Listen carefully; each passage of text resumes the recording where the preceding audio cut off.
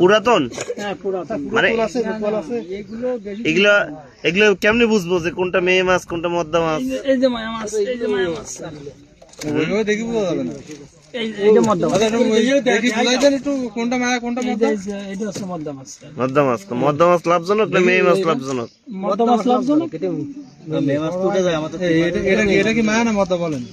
এটা মায়া, এটা মায়া মায়া। কিভাবে বুঝলেন? ও বুঝিয়েছি যে কাটে বলেন দেখি আমরা একটু বুঝি। সবাই তো মায়া ফাঁকা থাকে বুঝলেন, গ্যাপের ভিতরে ওই যে তালের মতন কোনো দানা থাকে না। দুটো দানা যদি না থাকে তাহলে এটা মায়া, আর যদি দানা থাকে তাহলে মদ্দা। তাহলে তো আমরা দেখতেছি মৎস্য অধিদপ্তর সফল, আপনারা তো এগুলা তো দেখি মায়া মাছ। কই দেখি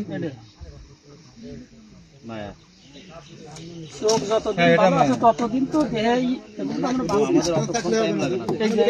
দেখি শুনেন এই দেখতে এটা মদ্দা। আমাদের যখন বাঁচতে না এত টাইম লাগবে না, সময় তো দেওয়া যাবে না তো। সময় দেওয়ার টাইম নেই।